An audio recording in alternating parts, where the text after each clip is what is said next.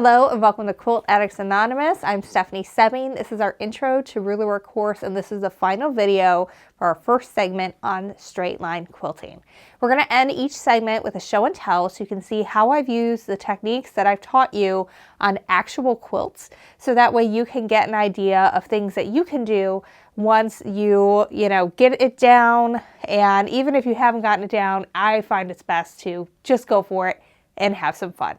So some of these have actual video tutorials to go with them.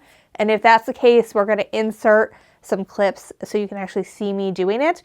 And we'll have some links to where you can see the video courses on how I specifically did each one of these. Some of them are a little bit older and predate us doing the quilting video tutorials, but they're really cool to see nevertheless. So I wanted to share them with you.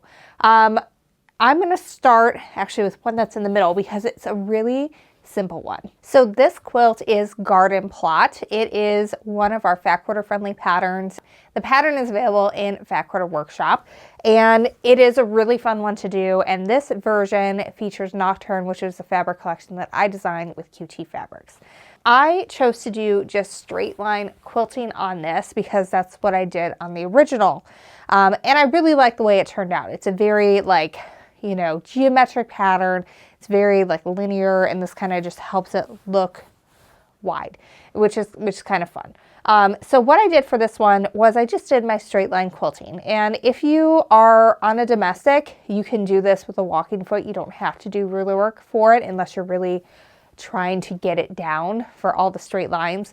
But on the long arm, I would do this every single time I want to do straight line quilting over channel locks. And channel locks, if you don't know what they are, some long arms have them, some don't. And actually when I was purchasing my long arm, I wanted to make sure mine had it because I wanted to just be able to lock it. And what it does is instead of allowing your machine to go any which way, it only will go left and right. And so it will only go parallel, which is in theory a great way to do straight lines, but in practice it really isn't, because sometimes your leaders get cockeyed, or your piecing isn't perfect, or you didn't load your quilt on perfectly straight. And I have never, in all of my years and hundreds of quilts that I've done, had an instance where every single one of those things was perfectly aligned. And so for me to be able to get perfectly straight lines going across horizontally, I'm going to use Rulerwork for that every single time. What I did for this was I lined up my 1/2 inch mark with the bottom of my piecing row. So that way I wasn't having to try to stitch in the ditch, because that can be a little challenging to stay in it on such a long seam. On little seams, it's a lot easier, but on the entire length of the quilt, that's asking a lot. So that way I would always be at 1/2 inch above and 1/2 inch below, and then I quilted in 1 inch intervals all the rest of the way across. I really like the Natalia Bonner 4-in-1 ruler for the long arm. That is one that does not work great for the domestic, which is why we didn't use it for this course, but it is a great one to add to your ruler stash. But what you can do by using slim, so you don't have to go out and buy another one, is physically measure out where 1 inch is and just put some washi tape or painter's tape where that is, and you can use that as your guide, so that way you can have perfectly straight inch lines going across, and that will work as well. So this is a really simple one to get started, and I actually do it a lot because it looks really good. And it's just a nice modern look, and it doesn't take a ton of time. Rulerwork sometimes takes a long time to do all the things, much more than it does with, free motion quilting that's of a similar density. But I love the look of it, and this is a great substitution for channel locks, and you're going to get much greater results with it. This one is Herringbone Revisited, and it's available as an individual pattern. I believe it's just on a PDF at the time that I'm filming this, but that could change in later dates, where it's also available in print. This one is also just straight line quilting, where I'm going straight down the middle of each piece, but I am doing it on a 45-degree angle. So all the pieces are put together. These are 2 inch strips. These are 1 inch strips. And so what I did was I started way off on the side, and then I would go up and then travel down the seam, and then go down, travel down the seam and up. So I'm just positioning it so that I'm exactly 1 inch away from this seam and then a 1/2 inch away from this seam. That way I can be in the middle of each one. And in that way, I'm able to go up and down and be able to make my way across the entire quilt in one pass with one thread, no breaks or anything like that. And you can kind of see a little bit of the stitching line here, but it's very subtle. Like, you don't really notice it unless you're really looking. Like, you don't notice it at all from a distance. And so this is one of my favorite ones to do. It's just let the quilt tell me, let the quilt piecing tell me what it wants to do, and just kind of follow and accentuate it. And it's not that much harder than doing just the simple straight lines. The only difference is you are going to be changing the direction and orientation of that ruler with each seam that you hit. So that's a good option as well when you have an irregularly, coming together quilt like this one. So this quilt is called Ladies Chain, and it is also available as an individual pattern. And for this one, what I did was I picked one color for my background, so white, to match it, and then one color for my prints. And I picked blue. That, in retrospect, probably not the best of choices. I probably should have gone with like a gray or something, like a smoke gray or a granite gray, something like that. But what I did for it was I quilted it separately. So the first thing I would have done was go in and do all the background. That usually has the most real estate on any quilt. So that's usually what you want to quilt first, because then it kind of stabilizes everything, keeps everything where it should be. So what I did was, the first thing I would do is outline my entire section, and then I quilt it in 1/2 inch away from this part of the block and 1/2 inch away from this part of the block. And then sometimes I had to travel so that I could do the same thing, quilting a 1/2 inch on either side, quilting a 1/2 inch on either side. And the goal is to not to have to break your threads more often than you need to. So if you can do an entire pass without breaking threads, that's what you want to do. So you kind of want to plan your pass so you can outline everything and then like end up here so you can come over and then quilt this entire section, and then maybe you got to backtrack and come over here, and then you can come back up there. And so you want to make sure that you practice traveling on those straight lines, because that's going to allow you to get from one place to another without having to break your thread, especially if you're trying to go from one end of the quilt to the other. For the pieces that were the prints, I wanted to do something different. I love doing something different in the background versus in the main area, because it just helps define it a little better as separate areas of the quilt. So for this one, what I did was I did my outlined triangles, and sometimes when I do this, I will do a double outline where I'll outline the entire square. I did not do that in this case.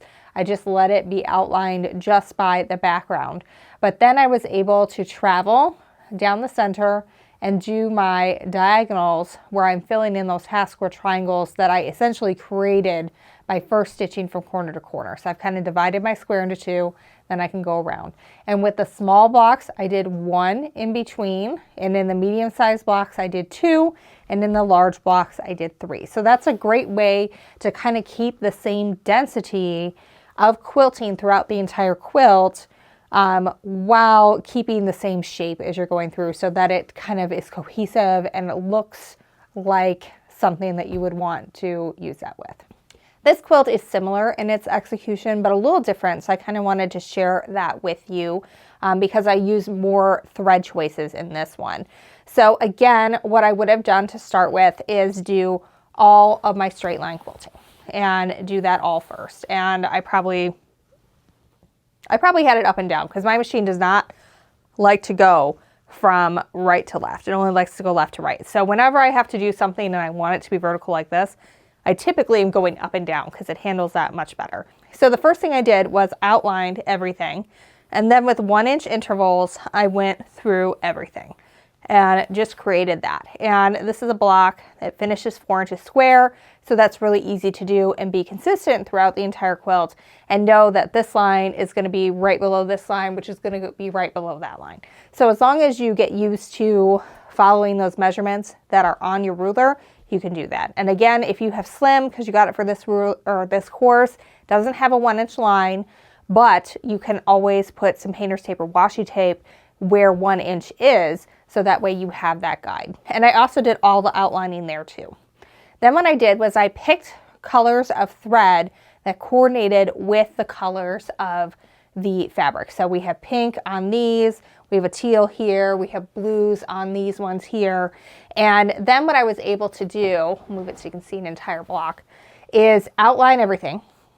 And then you kind of can work from piece to piece. And you can see in this one, I didn't do the triangle the way I normally did because I wanted visually for this block to look like one piece. So I wanted it to kind of be like pointing in the same way that the block is pointing in. I wanted the quilting to be pointing in as well. So that's why I went from the outside triangle to the center, and then same situation with this, where you can go from the outside to the center. So it just creates a little bit different look, but the technique is really similar. So this is an example of you can do absolutely anything as long as you can imagine it in your head and go for it that way. And this is a good example of when I also outlined everything in a second color. That's because I wanted to be able to travel around, because I knew I wasn't going to be able to like come to here and then just be able to like pop over to here and just have a little stitch here that would look weird.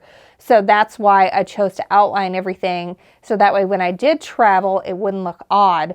It would just look like it's part of the stitching that I already did. So that's what I do there. And what I do is I stitch right next to my seam allowance, because I press all my seams open. So that way I'm not going straight through it, I'm going right next to it. And you can see I'm really close here, and there's no problems with anything popping or anything. It looks really good.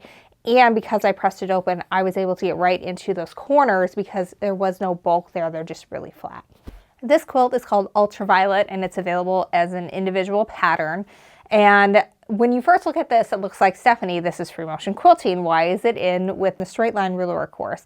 Well, it's because I outlined every single one of these diamonds before I did the wavy line quilting it to help define it and create additional texture and stabilization. So this block goes from here and out. That's our diamond. So what I did is I took white thread and I outlined everything first, and that outlines it. It gives it stabilization, especially on a block like this where there's a lot of bias seams. That's always a good thing. And it's going to give me places to travel as I'm getting to the next place.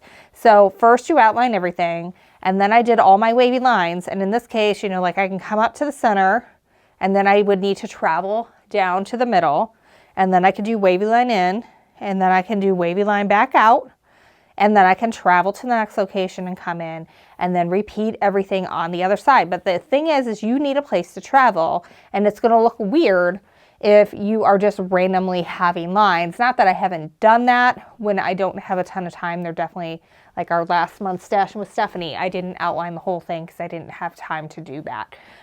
But when I do have the time, this looks absolutely fantastic and is a great way to help you move around, not only within the block, but let's say we finish, we're right here, well, we need to move on to the next block. Well, that's going to give us some space to do that. And especially like in this case, like this is probably all I'm going to fit on my long arm. So if we end here, I'm going to need to travel all the way down to here so I can start my next one.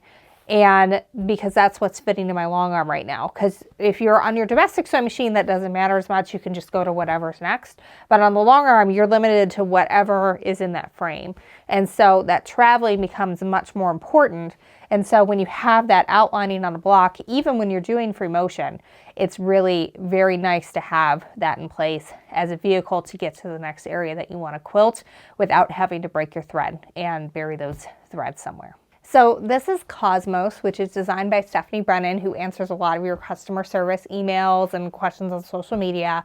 And I quilted it and I went all out on this one. So I wanted to make sure I included this because even though there's a lot of free motion in the background, I did ruler work inside all of the blocks and in both borders, because I a lot of times feel like when you do something major, like pebbles in the entire background of the quilt.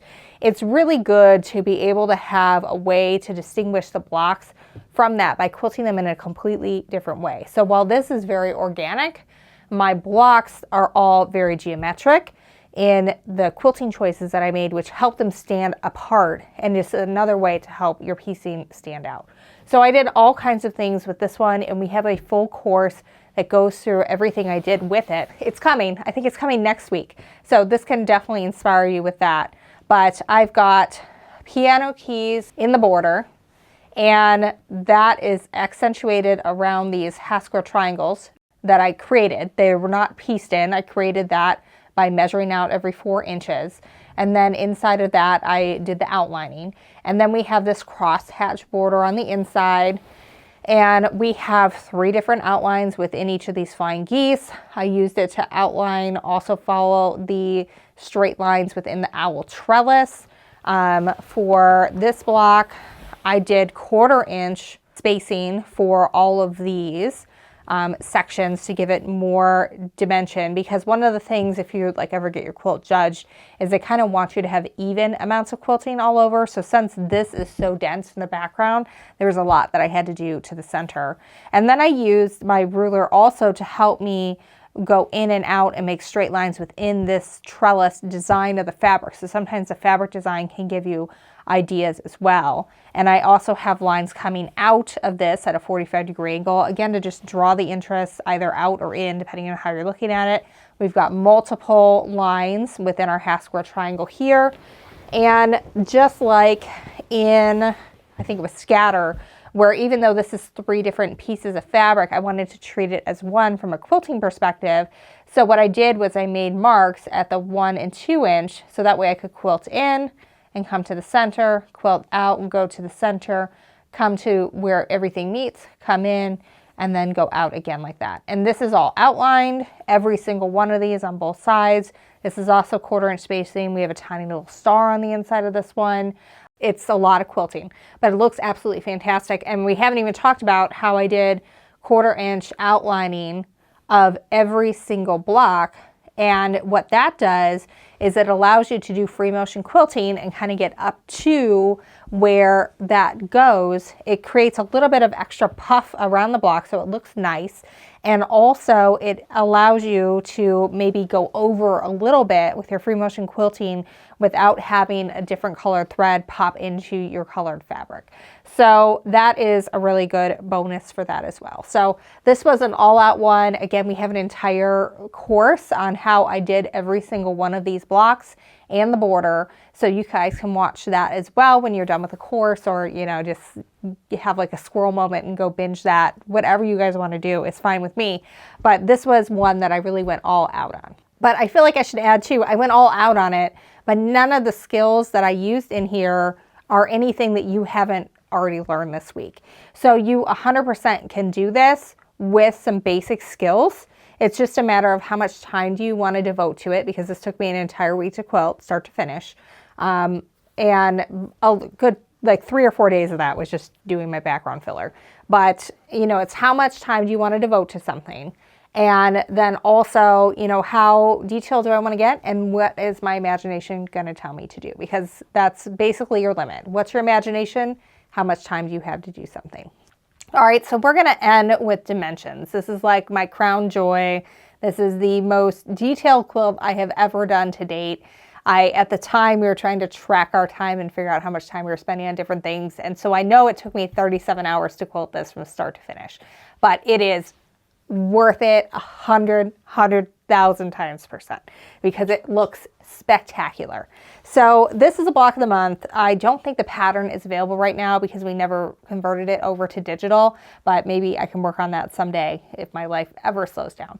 But the blocks, each individual block was made from 1 ombre fabric. So all of this color change you see happened by just strategically placing the fabrics from where the ombre happens, with the darkest ones at the center and then going out in this case.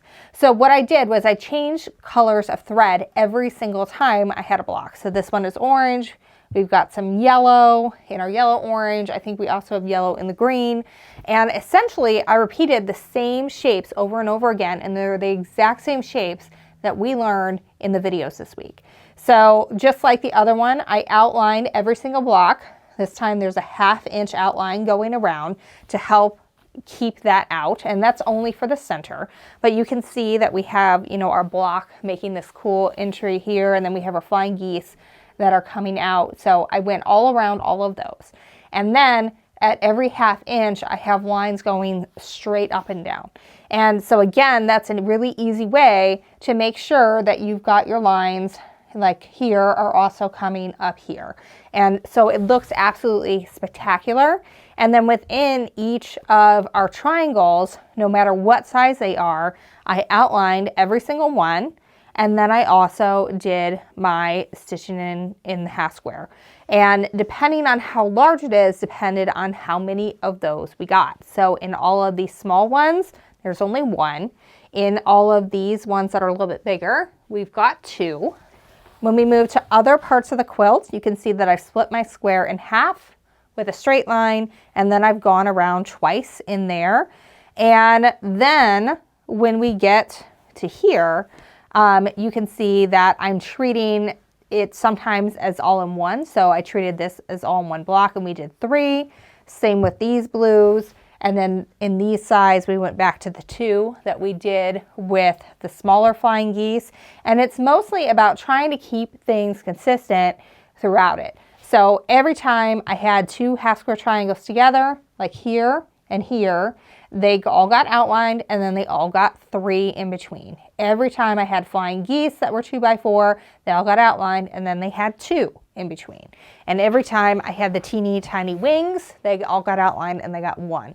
So that way our, you know, scale and texture is the same whether we're talking about our outermost block or innermost block. And then I also did the same thing in our negative space once we got out here, where I was working on, basically it's the same design on both sides. It's just one is in my background and one is in my colors. And this is another one where I would have done my entire background first and then come back in with all the colors, just working my way back and forth as I work through it. Some places I did get a little, you know, break that a little bit, like where we have these flying geese that are going up and down. In that case, I just did lines in between those to kind of help the flow of where everything is going. And then again, I repeated that when we had other flying geese in other areas. So my best advice to you is to try to have fun with it. Above all, if you're not having fun, then this is not for you. You know, I mean, it's perfectly okay for it to be stressful when you get started. That's normal. But eventually, it should be something that you enjoy. Like my husband is learning to knit, and his phrase that he told me was, this is kind of like golf. It's fun even when you suck at it. And so if you're not having that feeling, then this might not be for you. But if you are having that feeling and you just want to get better and better, then just keep at it. And so have fun, number 1. Number 2, just think about what can you do. Like, don't give yourself a time limit. Think about what can I do with this to really make it amazing, and just let yourself have the time. Like, yeah, I spent 37 hours quilting this, but I probably spent way more than that piecing it. And I think a lot of times we look at the quilting as a step that just needs to get done so we can use the dang thing. And I think instead we should look at it like we look at the piecing as a really fun part of the process where we can really bring the design and the fabrics that we love so much to life by the textures that we choose for our quilting. And it doesn't have to be all ruler work like this one. It can be a mix, like the diamond quilt that we looked at, where it's a mixture of ruler work and free motion to accomplish that.